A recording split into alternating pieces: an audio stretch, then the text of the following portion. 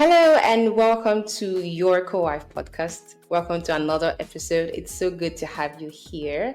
Every time that we get to do this, it feels so fulfilling to have women, to have us just discuss on topics that borders around women. And today we're talking about something that in fact, it applies to everybody. We're talking finances, how to make good financial choices as women. And today I have someone who is skilled. She's so good at what she does. She breaks it down into very simple, applicable nuggets. And I've seen women bring forth their testimonials, and you can see that they're really, really getting their finances together. She's no other person than Mercy Agbeti, popularly known as the Christian woman on Instagram. You're doing great. Good to have you, ma'am. Thank you so much. I'm so happy to be here. Thank you for having me. In fact, I was looking into your Instagram page, and I was like, wait, you're on faith, financial influencing. You're doing so much on finances, and I can see. In fact, I was like, you have over 190 followers. It means that you're doing this thing right. People are getting results from what you're doing. So now I'm not thinking, what really inspired you to go into financial literacy for women? What was it for you? Why did you make up your mind to say, you know what, I see women making a lot of mistakes. How can I help them? Okay, so I think it happened when I got pregnant, when I got married and I got pregnant. Prior to this time, as a single lady, I was earning very well. Like, I was making good figures. I was earning very well. So I thought it was going to continue like that. And then I got married. I took in, and then my finances was turning on its own. And this was because I could not work. You know how pregnancy can be for different people. So I could not work. So, and a lot of times it happens like that to women, and they think marriage is the problem. So God helped me to see that marriage was actually not the problem. Inadequate financial literacy was the problem. I was earning well. Pregnancy is just a phase in my life. Like, it can be for anybody. Sickness can come, a loss can come, a loss in job can come, anything can just come. So marriage was not the problem. In fact, getting pregnant was not the problem. The fact that I was not even working at the moment, I could not work at the moment, was not the problem. The problem was that I did not have adequate financial literacy. The problem was that I was not prepared for that time. The problem was that probably I was saving, and I was supposed to do more than just saving. I was supposed to invest for that time. You know how they talk about rainy day, rainy day, rainy day. Yes. I did not rainy day like that. So the fact that I was earning well as a single lady was supposed to be an indication for me to prepare for, okay, maybe there's going to be a time I'm not going to earn this much. How am I going to navigate that season of my life? So I realized a lot of women are not prepared for that. So when they get into marriage and something little happens, and I feel it's marriage, she got married and then her finances just went off and she took in, and then no, that was actually not it. It can happen to anybody. It can even be the man. He just lost his job. Oh, the man just got sick. Oh, the man just had to pay for this thing and then everything. So it's actually not what is happening that is actually the problem. It's your reaction, your preparation for what is happening, and then your reaction. So that was why I got into it. Like, okay, so a lot more women need to know that marriage is not the problem. They get pregnant is not the problem. They have a child, they could not work, problem. You can actually prepare for that time. So that's what got me. So a lot of women don't actually have adequate financial literacy. Another thing is, a lot of women save money. If it's that one, in fact, me, I used to describe myself as the order. I did not just save. I used to order money. Like, I can comfortably put away 90% of my income into savings and live on 10%, and you will not even know. But that was not healthy. I thought I was doing the right thing. No, because you cannot save your way to wealth. Okay. So women needed to know what vehicles they needed to put their money to build them wealth. If I save my money, I'm doing myself more harm than good. Inflation is going to chop my food. Yeah, but the thing is, I don't know that there are other options of things for me to do. That's why I'm saving. So I realized more women needed to know that no, don't just stop at savings. What are the things you can put your money into? So in case anything even happens, you're good. You're covered. So that's what got me into it. Okay. All right. Well, it's the personal experience was actually what bettered what you're doing now, and it's really beautiful. Well done. So now I'm now thinking, Now you talked about, in fact, let's just go right into it. You talked about saving not being doing more harm than good. It means that there's so many misconceptions about financial um, freedom, financial stability that women have, and we just think that one of them is savings. You just mentioned now. So, what are these misconceptions that we have about building a financially stable life as a woman that women have, and women need to change in order to have that as a reality? Okay, so this is why I'm always very particular about my word. I did not say lack of financial literacy, I said inadequate. Okay. Because I felt I was saving money. I'm financially literate, I'm saving money, but it was not adequate. Saving money alone will not save you. Okay. Yeah, have days for your savings. I am saving to save you. Things like emergency fund, something comes up. That's why you should have at least like 3 months emergency fund somewhere like that. But there's no way you can build wealth with savings. Huh. So what those means? One, just save. Just save. Another thing is savings, like doing a job. Mm. Like I'm not against a job, but the thing is you cannot build wealth with a job. Is there anybody who has built wealth with a job? No. You cannot build wealth with a job. Because you're putting your money somewhere without interest. You will take it one, you most times, at least based on experience I've had to interact with, most times they now end up using their job to even sort out debts or bills. So what's the essence? Why are you doing their job? If you're putting any money aside, once you've been able to put like 3 months income aside, the next thing you should be thinking of is how to multiply your money. Where are those places I can put my money that it is being multiplied? I don't have to put sweat, energy, or time into it, and it's bringing in more money. So that those are things that women need to know when it comes to financial literacy. Okay, I'm Okay. with you. Yes. Let's go ahead. We're talking about a job. Oh, you lost me for a moment. Yes, you did. Oh, I didn't know that. I did not know Okay. that. So that's your next. Okay. So what I was saying is that I do not have anything against that job, but the thing is, you cannot use a job to build wealth because you are putting your money somewhere that is not coming with interest. Okay. You're putting it's not coming with interest, and most times, based on experience, people I've worked with or women I've had to relate with, most time they even use that ajo to now eventually cover for debt or to do just basic things. So what's the essence of putting your money away? You've been doing ajo since January, you're the one that is packing by October. They just held on to your money for 10 months. And then you're packing it to still offset debt of things that you should have just done like that. So it's something that we need to be very careful of. Okay. So ajo in itself is not wrong, but it can serve like an emergency fund in case I need something. Borrowing money should not be the first thing that I should do. So do I have a safe landing? Do I have something I can quickly do?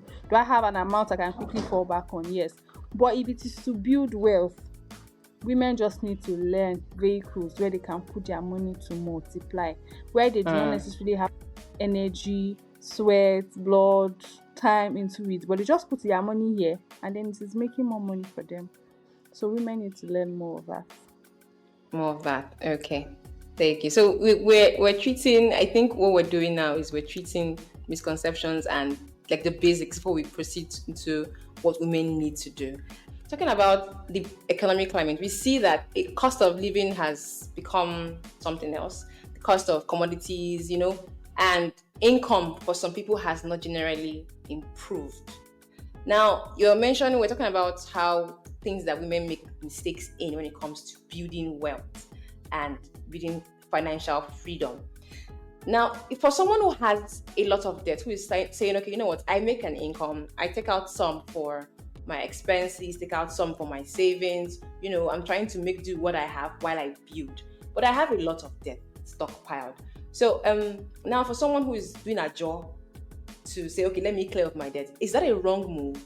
Or what would you say are the basic steps to take for someone who is really down the ladder, who's trying to build up from debt free to say, okay, living within my means, and then from there building financially and living and having enough to invest? What are those basic steps that person can take? Okay, so the first thing first is, see, you need to consolidate your finances. Mm. You need to Okay. you need Basic you English. need you need to that's what I'm trying to do. You need to review, to track, to know how did I get here? What brought Mm. me? The things that brought me where will they take me forward? So for someone who is in debt, how did I get into debt? What are the things? What are the things that made me get into debt? What are the things I need to start doing better with my finances? Because see, even if we give you job to become the CEO of a company and we're paying you in millions, if that mindset has not been well worked on, if you do not know how to manage your money, no Mm. amount of money into you now will make any difference. For some people, they think, oh, it's because I'm just earning 600,000. If I start earning 6 million today, I'm going to. It's a lie. If you cannot manage 600k to fit into your, if you cannot manage your lifestyle to fit into 600k, you will not be able to manage 6 million to fit into your lifestyle. So the first thing first is your mindset. Consolidate your finances. How did I get here? Track it, review it. Maybe you put pen to paper. How did I get here? What made me get into debt? What are those things? You've been able to identify. Good. So what am I not doing going forward? Start from Mm. there. This is what I did that brought me here. What are the things I will not do going forward? And then the next thing is, what are now the things I will now do going forward? So when you've been able to itemize that first, then the next thing is you have to increase income. You have to increase income. There are different ways for you to make money. You exchange your expertise, your time, your energy, your anything for money. So if you have time, stop wasting your time. There's something you cannot do. See, me, I don't believe that there's no money. I tell people in my community that thing is bull Yes. crap. There's money because all the plenty billions that they are calling aliens did not come into this world to carry them into another planet. Those money are inside this world. Really? So you have to collect your money. The money is here. The money is here. So you have to look for ways to increase your income. Mm. Either you exchange your expertise, there's something that you can exchange for money. I'm a Christian, unapologetically, obviously. Yeah. And there's this story I'm always using, of course, of the story of the widow who had a jar of oil. When the prophet spoke to her, remember first, what I like to say is that she was the wife of a prophet. She was not an unbeliever. She was serving God. But then they were in debt. What did the prophet tell her? To go and carry what was in her house, jar of oil. It was not what was outside, it was what was in her house. There's always something inside. It was just, she felt it was just a jar of oil. But that's what God wants you to bless you. You have time. You feel like, I don't have money, but I have time. Change that time to money. You feel, oh, I don't have time, but I have this skill. Change that skill to money. You feel like, oh, I don't have skill, but I have this experience. There's a way you can channel that experience to money. So Yeah. maybe you just need to learn how to sell yourself, how to market yourself, how to convert this thing that you have into there is always a way for you to make money. That's the second thing. After you must have consolidated your finances, then you increase income. There's a level to which you can reduce your expenses. There's no extent to which you can it is unlimited. The money you can make is limited. The money you can make it, so focus on that. Then after that, it's very important for you to take your budgeting very seriously. I tell people budgeting can take your finances from 0 to like 75 in the twinkle of an eye. And budgeting, when I talk about budgeting, people are so quick to roll their eyes. No, budgeting is not to stop you from spending your money. It's to help you spend your money appropriately. Now, picking up a case of someone who is in debt. You're in debt, quite all right. What's going to help you is, of course, after you must have consolidated it. Okay, how did I get here? So how much do I have to pay in debt? How can I break it down? So that means if I have $1 million to pay in debt in 10 months, how can I break it down? So if your income is like 600k, definitely in your budget, you have a certain percentage of your income that is now going into the debt repayment. So it's not like you're just waiting for a miracle to happen. Hopefully I'll be able to wait. No, make plans. Yeah. This is my budget. Maybe this is what I'm going to cut off. In the meantime, I'm going to cut off Ashwebi. In the meantime, I'm going to cut off this. In the meantime, I'm going to cut off this. In the meantime, I'm going to cut off fine dining. I'll cook at home. I'll buy food stuff in bulk. I'll cook at home. There's no fine dining at the moment until I offset my debt. So when you have done that, then you're already ahead. If I see with budget, you can go from 0 with your finances. When I work with people one-on-one, I can tell you that, see, when I work with them just on budgeting alone, we can go from 0 to like 70 when it comes to their finances. It's from that budget you will budget, okay, this amount is what's going into my investment, my debt repayment, you will just, there's a way your life just aligns, your finances just aligns with your lifestyle once you have a budget. So you realize That's it's true. not earning, it's not like you're not earning enough. It's like you don't have adequate plan for your What's your spending. aim? Yes.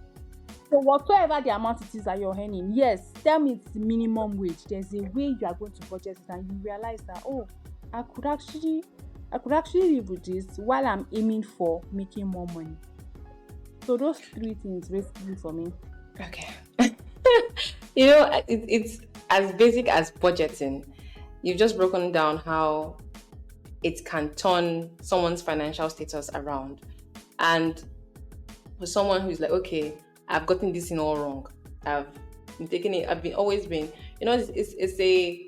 Without some education or a mindset on how to improve one's finances, you can just think that the problem is either we're blaming the government or my income is not enough. We have all that going on. So now it's obvious that financial education, financial literacy is important for us to be able to build our wealth. Now, question is, what are the practical steps? How does someone who is saying, you know what, I want to have my act together. Now I understand that just putting my money in the bank is not enough. I need to invest. How do I go about investing? Oh, I feel like I do not have, millions to invest. For someone who's like, I'm on the basic level, I want to start investing. How does she go about it? Okay, let me first start with, you don't get rich to invest. You invest to get rich. Okay. Why I ask all those rich, it's not when they got rich they started investing. They started investing to get rich. So any amount you can, treasury bills, savings bonds, like their investments for as low as 5,000. Like can start with 5,000. Fidelity sold their shares and the least was 9,750. They can start with. There's savings bonds, there's treasury bills, they can start with as little as 5,000. So you don't get rich to invest. You start investing to get rich. Let me clarify that. So now, you want to start, like somebody wants to start. The first thing first is, what's your financial goal? Everybody is talking about financial freedom. And most people think that financial freedom is a number. That once I have $1 billion in my account, I'm financially free. That's not true. Okay. You can have 100K and be financially free. You can have. In that, what exactly is financial freedom? Financial freedom is the moment you have assets generating passive income enough to pay for your lifestyle. So that means if I have a rental property that gives me maybe ₦1 million every week, and my lifestyle every week is just 50,000 naira, I am actually financially free. Because if I don't ever get to work again, I already have an asset that's generating passive income for me to fund my lifestyle. As simple as. So you now see that financial freedom differs from person to person. Yeah. What's financial freedom to me might not be what financial freedom is to you. So financial freedom is a term, it's not a figure, it's not a number. That's why, see, the richest person, there might be some rich people that are actually not financially free. In that they have the money, but their lifestyle is more than the money. Yeah. They are not financially free, they have the money. And you might not have as much as they have, but you are financially free. In that your lifestyle is relatively low compared to the income you're getting. So the first thing first is, what's your financial goal? What is your financial goal? For some people, it could be so that I can retire at 65 and go back to my village and be living soft life. For some people, it could be so that when I retire, I can start traveling from country to country, continent to continent. So financial goal is different from person to person. So if you want to start investing, the first thing I'll ask you is, what's your financial goal? At the end of the day, what is it that you want to achieve with money? Fine, because that would decide what vehicle we're going to use. What are the things that you would invest on? Now, the second thing is, what's your age? And what time are we looking at? Okay. Because time is of critical essence when it comes to investing. Time is of critical essence when it comes to investing. You cannot compare someone who started investing at 25 to someone who started investing at 40. Someone who started investing at 25 would have more money than someone who started investing at 40. Compound interest. Albert Yes. Einstein says that's the eighth wonder of the world. Compound interest. Now, time and your age and time. In that, I had a client sometimes ago. This woman, she's 52. She works in a government parastatal in Abuja. And she was telling me that she got married late. She had a child late. Her child is just about 8 years old. And just one day, when our colleagues at work were talking about retirement, it dawned on her that by the time they all retired, her child will still be in school. She will still be trying to sort out tuition fee, while our friends will have grandchildren already and they'll be traveling the world. So I hope you know that even though they are age mates, the time that they have to invest, Yes. their financial, everything is different. So it's very important to do that. So when we now know all of those, we now know, okay, what's your financial goal? At the end of the day, what do you want to achieve? Okay, this is what you want to achieve. Okay, the next thing is, how old are you right now? We know your age. What time, like what's the duration of time you want to invest in? We know that. And then what's the income, probably? How much do you want to invest by time? We know, okay, we can now calculate, okay, so with this income, with this time, this is the returns you're going to have. Are we going to be able to meet your financial goal? Now, we will not be able to. The next thing I want to consider is your risk appetite. Okay. Yeah, in investments, there's low risk investments, there's medium risk investments, there's high risk investments. And what that means is that, see, the risk is directly proportional to the returns. For a low risk investment, the returns is low. For a medium risk investment, the returns is medium. For a high risk investment, the returns is high. Meaning for a low risk investment, we're talking about 0 to 20% returns. For medium, we're talking about 20 to 50% returns. And then for high risk, we're not talking about 50 to 100 to 200% returns. So now we have to consider your risk appetite. If you are young, you can do high risk investments. If you lose money, you still have time to recover. But if you are old, in your 50s, you want to be doing crypto, money that you can lose everything. You can see those are things that will help us, because we have to think of asset preservation or asset appreciation. For someone who is like 25-20, they are thinking of asset appreciation, like they want the money to be appreciating. They're thinking of high risk. For someone who is in their 50s, they're just thinking of asset or value preservation. Now we are talking, for those kind of people, we'll be talking about rental income. Okay. In that, you just want to build a house that it is preserved. You are just collecting rent every month or every year. You are not looking for one big returns. You're not looking for one high returns that they will say, come and put money in one crypto now and then you make. No, you're already too old for that. You're not thinking of that. And then your financial goal at this point is not because you want to pay your children's tuition or you want to start PhD or you want to know. You're getting closer to retirement. So you just want asset preservation. You want a low or a medium risk investment. So we might think of rental income for you. Okay, so since you have money, you build this house or you rent this apartment and then you're getting rent every year or every month. Or it's funding your lifestyle. So that one too is very important. So those are the things that you look into. So it's when we've been able to know what your financial goal is, what your risk appetite is, what your age is, what your income is, what your what time it is that we're looking at. We'll now decide, okay, what investment are you going into? Are you going into asset preservation or asset appreciation? When we've now decided which one you're going to, then we can now start talking about options.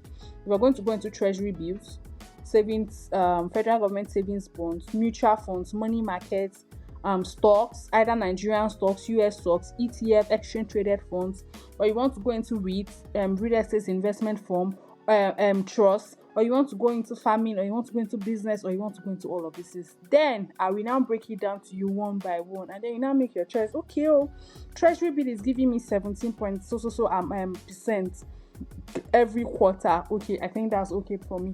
Okay, if I go into real estate, I'll be getting up to like 35% returns. Okay, that's the one I want to go to because I'll do it over this period of time. So those are the things. So let me bore you so much with my jargons. So those are It's not, no, you're not boring us. You're educating us, and it's very important that we are educated. Now, because now you've broken it down. Like now we know that I cannot be having the same financial goal as someone in my 50s. It's not going to work. I have time. I have time on my hand, and then I have a lot to cover, much ground to cover than that person.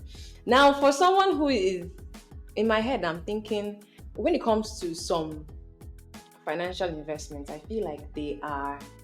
I think first off, it's because of level of education. You had mentioned that women need to be more change their mindset when it comes to money.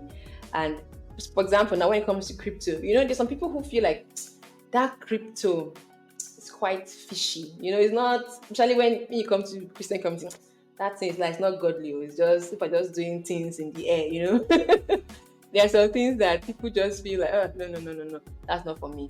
Or they feel like, when it comes to these financial things, it's just too much. I can't comprehend. It's too much jargons, too much, all that going on. So now for a young person, let's bring down to young people because we'll have more young people who listen to this. And especially for women who are just early getting married, having babies, having toddlers, that stage. And they are building, okay, they've seen that it's not just, they have to have some passive income, something coming in that's able to, like you said, fund your lifestyle.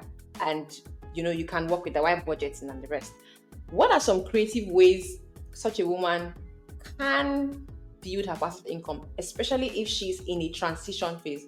I mean, say she has a little baby and she can't exactly actively work, or she's maybe just recovered from some financial debt or something. What are some other ways that such a young person can creatively improve her income? Okay, so I'm sure you follow me on Instagram or probably Yeah, my other social yeah. platforms. And I'm going to tell you that covers for majority of my audience, or let me say even my target audience. Okay. Those are the people I'm looking for.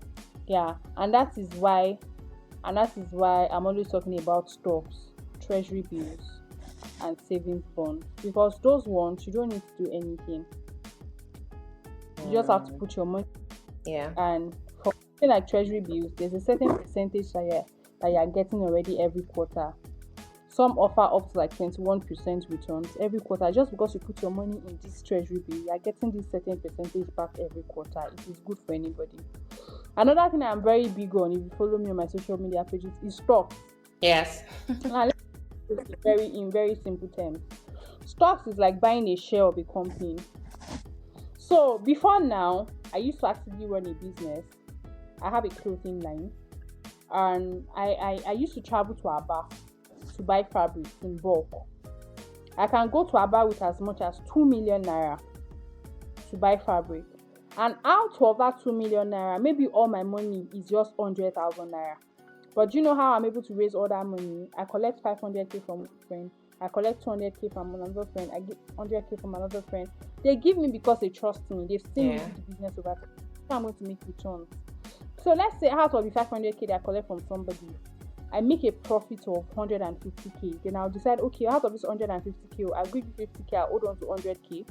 Or I'll give you 70k, I'll hold on to 80k. It's my discretion for me to decide what percentage I want to share. That is how stocks work.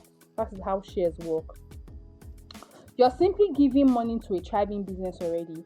So let's say, okay, you follow Christian Money Woman, and I'm always talking about invest. Okay, put at least 10% of your income in investment.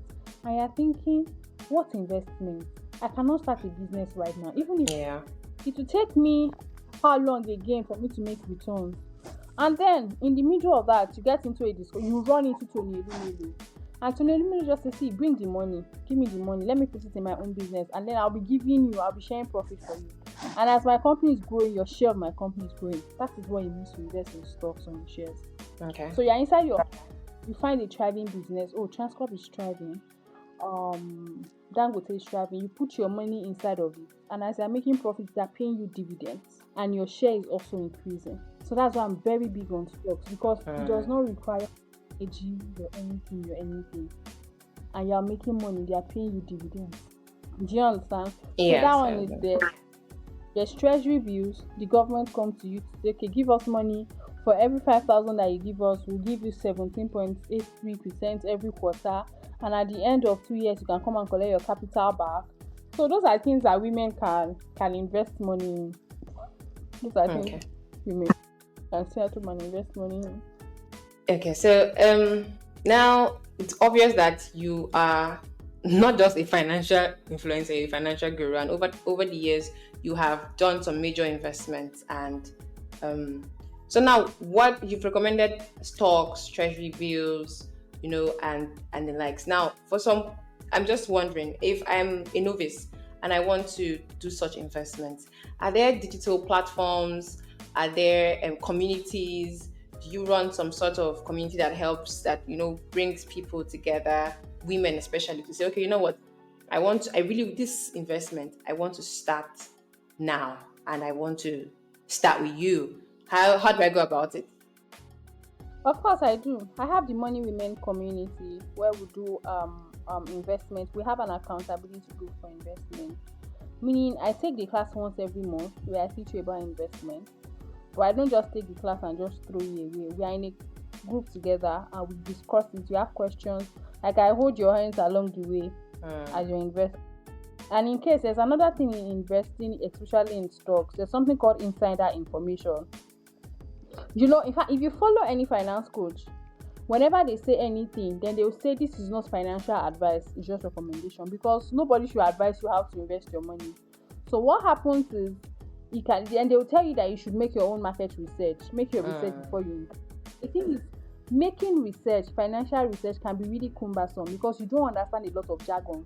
They are saying a lot of net flow, cash flow, everything, and you're looking like, okay, so what are all these figures? That is why you need a finance coach, because we understand it. That's why you need that community. In my accountability group, I'll come and tell you, like, before Heritage folded up, for example, I told people in my community rather, that if you have shares with Heritage, in fact, months before, I told them that the bank is experiencing a downtime and they might fold up.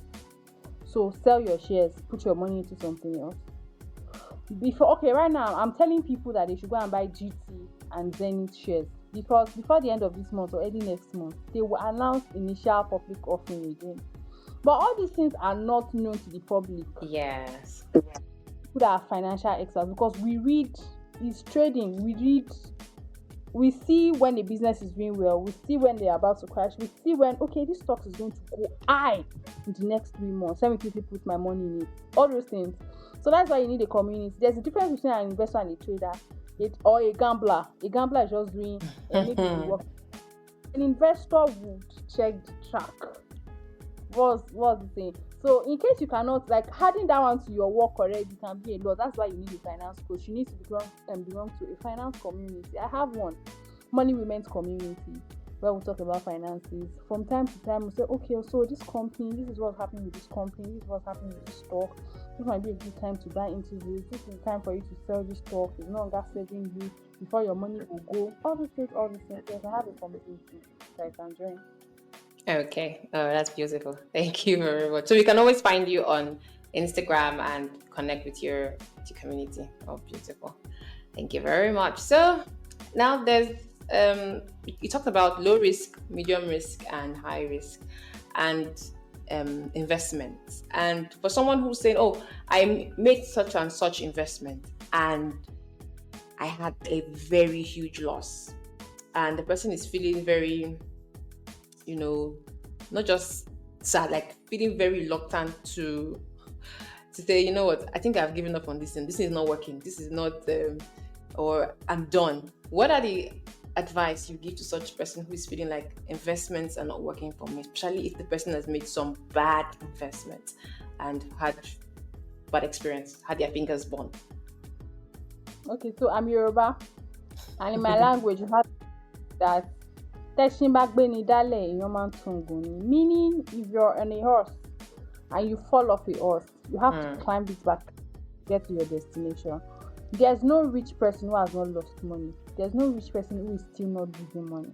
Okay. It is just, you're holding on to money too much, you don't want to lose money. You're doing yourself a great harm. You will lose money.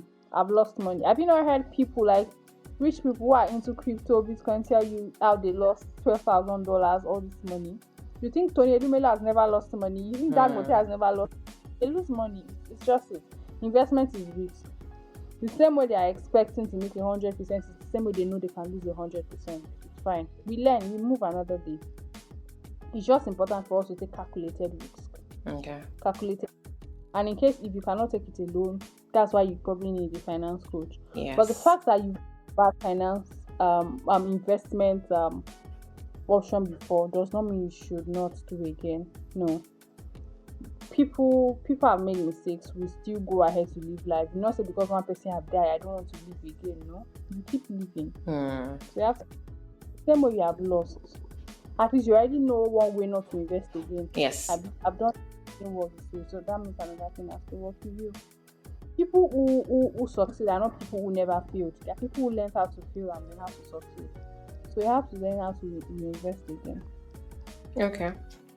To learn how to invest again. Okay, I think like you said, really there's nobody. I think most times, like now you share that you have lost money. If I didn't know you have lost money, I mean, I'm like, she's a financial coach now. She gets everything right. Everything's just. But the truth is, it's life. You win some, you lose some. At the end of the day, you keep pushing. Yeah, that's great. Thank you. So for women who now, there are people of school of thought that okay, I want to do well financially or I want something for myself, but I'm at a phase where my spouse, my husband, is the breadwinner. And right now I have no income coming in. I have to sustain the family, like just be at the home front, be a housewife, but just sustain the family on why he does that financially. And now we are in a worldwide, there's inflation, so it's not just even Nigeria. We have so many things happening, and now that person is feeling like as if, okay, how can I come out of this? Because when it comes to income wise, there's no income coming. Is it wise? I think the first question will be: is it wise for a woman to say, let's have the man be the financial breadwinner, while I stay back and take care of the whole? Is it a wise decision? First of all, as a financial coach, and what do you think about that? Okay, so that's one of the reasons why Christian is in my handle, because my values are deeply rooted in my faith. And in an ideal situation, the way God designed marriage, there's absolutely nothing wrong with it. Because I like the fact that the woman is at a phase where she has to be at the home front and the man gets to be there's nothing wrong with it. I was at that phase and there was nothing wrong with me. It didn't make me less of a it did not make me less of a woman. There's nothing wrong. Come on, do you know what you are doing? The only thing you are doing is that at that point, you carry pregnancy, you birth, you get to breastfeed, you're the homemaker. Like, is it because it does not come with a price tag? Yes. Yes, true. Not me. I know a lot of people frown against it, but me, I say it in my full chest, and they know deep down inside of themselves that there's nothing wrong with it. That's the essence of marriage. I should be able to depend on you. You should be able to depend on me. So if I'm at my weakest, like I'm even trying for us, you impregnated me, I have to go through all of that. I cannot now depend on you for money. It's crazy. Nobody can tell me otherwise. Ordinarily, if it wasn't like you were pregnant, if it wasn't like you have to go through childbirth, you have to breastfeed, you'll be working. Yes. It's not like you're lazy. When this person got married to you so that you were earning well. But because of this condition, for the sake of our marriage, I cannot now depend on you. Like, what BS? Like, so like, let's listen to ourselves. Saying a woman cannot does not make sense to me when they say that a woman that is going through that phase of her life cannot depend. Who am I supposed to depend on? My father? Or a random man on the road? Or my pastor? What am I supposed to impregnated me? What am I doing this for our family? And then I cannot depend on you for money, ordinary money. That I will get over that phase, I'll get back into the labor force and I'll be making the money. You can do better. Sorry to annoy you, coach. It gets annoying for me when people say that. Don't ever depend on your husband for money. Excuse, so what am I supposed to depend on? Okay, it's like telling your husband, a man, that don't ever depend on your wife for children. So you should go outside and go and pregnant somebody outside. So if he has to depend on me for procreation, for our family to continue, why can't I depend on him for things like that? Why? And since I've been doing this for over 2 years, and nobody has been able to give me the reliable answer why a woman cannot depend on her husband when she's at that phase of her life, when she's at that vulnerable stage. Yeah, definitely. Not for herself, but she's doing it for the family. Nobody has been, and I'm still saying it. I hope this can get out. Nobody has been able to give me an answer for why a woman at that phase of her life, she's pregnant, she's going to childbirth, she cannot depend on her husband. Why? Why? I think we'll keep searching for the answer together. So if a woman has to, if that word is very important, if a woman has to, there's nothing wrong. There's absolutely nothing wrong with it. Okay. But then, thankfully, we're now in a generation, or we're now in this part of the world. We're in this generation now where you can make money anytime, anywhere. There are people freelance. You just have to work on your phone. People are making as much as $5,000, $10,000 from just doing virtual assistants, freelancers, copywriters, graphic designers. So yeah, you can't work 9 to 5. You can't run a business. You can't go out of your work to work all day. You have your phone. You have internet. You have life. A lot of things you can do. A lot of things you can do. So it might not be as much as people are getting through, but at least you will not say you have zero income. So it still means there's nothing wrong when you have to still depend on your husband for the bulk of the money. Yes. Okay. Yeah. Thank you very much for that. Okay, so before we go, thank you first of all. Thank you. I have that meeting by one. Yeah. Yeah. So just 1, 2, 3 financial advice you give to a young woman who needs financial advice. Now, what are the first 3 things you tell any woman to be able to build her finances? First thing first is have a financial goal. A lot of us don't want to have goal because we are scared we'll not meet it. That's not true. The funny thing we don't know is that when we set a goal, the universe works in our favor. We don't know. Set a goal and you'll be surprised that the universe somehow has a way of working in your favor. So the problem is a lot of time we don't want to set goals. Set financial goals. Tell yourself in the next 3 months, this is what I want to do with my finances. In the next 5 years, this is what I want to do with my finances. Set goals. And the second thing is, see, there's no how we're going to talk about money, about multiplying money if you are not making money. It is money you make that will manage, that will multiply. If you are not making money, the first thing we have to start from is you have to go and make money. Hey, I want to invest. You need to have the money first. You need to have the money first. You want to have a budget. It's money that you are paying, that you have, that I can manage, that I can budget, that I can save. So second thing is income. Focus on it. Make money. Sell yourself. Build your brand. Grow your experience, your expertise. Learn your skill. Anything. Make money. Legal way, legit way. Make money. And then the third thing, of course, is manage and multiply your money. Don't just stop at saving. Invest. Have a budget. Manage your money well. Save, but don't just stop at saving. Go ahead and invest. Multiply money. Multiply money. That's the only way you can build wealth. Invest in vehicles that will help you to multiply your money. So that's that. Wow. Thank you very much. It's been such a beautiful time, insightful, straight to the point, hitting the nail on the head, and we're getting it. So many things to go and practicalize. I think it's how practical this conversation has been that's really it for me. Like, I know this and this is what I should do. So there's nobody who doesn't have something to offer or something to do at any level that they're in to be able to build their financial freedom. Thank you so much. So before we go, can you pray? Is that like a custom? We pray before we end the conversation and then we end it. So please pray for every lady who's out there, who's listening, who's trying to, I want to build wealth. I want to be financially stable. Father, in the name of Jesus, we thank you for this moment. Thank you because you've ordained it from the beginning of the world. We thank you because of what you've helped us to learn again at this moment. And so, Lord, we pray for every woman who is going to listen to this video at any point in time. We pray that beyond whatsoever it is that we have said here, you, O Lord, will start to them in Jesus' name. Amen. We pray that you, O Lord, preach to them and make them understand what exactly, and even teach them more practical ways, more practical steps that they need for them to attain their financial freedom. Amen. We thank you, Lord. We thank you because you have made plans for us to live in wealth. Yes. You have promised of bringing us into a wealthy place, a place of abundance, and we thank you because we'll get there. Thank you so much, Jesus. For in Jesus' mighty name I have prayed. Amen. Amen. Thank you so much. It's great to have you on the podcast. Thank you for your Thank, time and your expertise and your knowledge. Thank you. thank you for having me. All right. Bye. Have a good afternoon.